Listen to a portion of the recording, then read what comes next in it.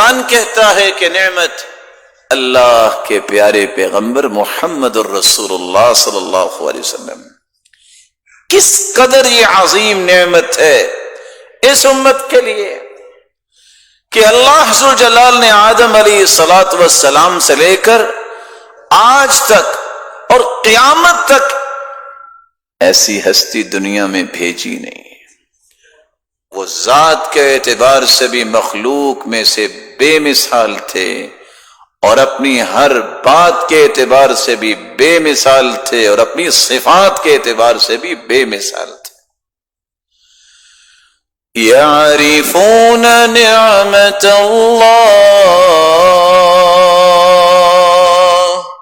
وَأَكْثَرُهُمُ الْكَافِرُونَ۔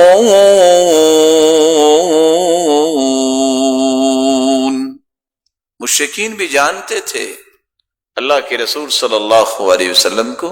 قرآن ایک دوسری جگہ کہتا نا كَمَا يَعْرِفُونَ أَبْنَاءَهُمْ، ان کو کوئی شک نہیں تھا، لیکن انہوں نے ہٹ درمی اختیار کی اور گمنڈ کیا اور صرف ضد میں آ گئے، اللہ کے رسول کو تسلیم نہیں کیا۔ قرآن نے کیا کہہ دیا؟ وَأَكْثَرُهُمُ الْكَافِرُونَ، یہ کافروں کا ہی رویہ تھا جو اس نعمت کو نعمت نہیں سمجھتا تھا۔ آج بھی روئے زمین پر رسول اللہ صلی اللہ علیہ وسلم کو جو نہیں مانتا کہ وہ خاتم النبیین ہیں، یہ وہی لوگ ہیں جن کا عقیدہ یہ ہے کہ اللہ کے رسول کے بعد بھی کوئی آ سکتا ہے۔ یہ کافرانہ رویے ہیں اور وہ کافر ہی ہیں۔ اس کے مقابلے میں دنیا یہ سمجھتی ہے کہ شاید اولاد زیادہ مل جائے تو یہ نعمت ہے۔ اگر اولاد کی کثرت ہی نعمت ہو اور وہ نیک بھی نہ ہو تو پھر تو ولید بن مغیرہ کے پاس تو سب سے بڑی نعمت تھی۔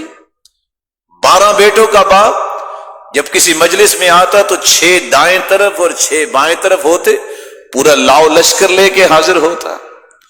اللہ کے رسول صلی اللہ علیہ وسلم نے اسے فرمایا تھا اللہم انی اعوذ بک من زوجہ تشیبنی قبل المشیب، اللہ میں تیری پناہ چاہتا ہوں ایسی بیوی سے جو مجھے بڑھاپے سے پہلے بوڑھا کر دے۔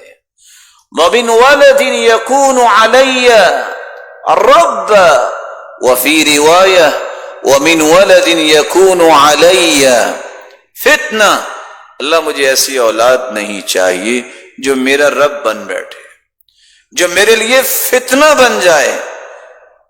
وَمِن مَالٍ يَكُونُ عَلَيَّ وَبَالًا، وَفِي رِوَایَةٍ وَمِن مَالٍ يَكُونُ عَلَيَّ عَذَابًا، اللہ مجھے ایسا مال بھی نہیں چاہیے جو میرے لیے وبال جان بن جائے، جو میرے لیے باعث عذاب بن جائے۔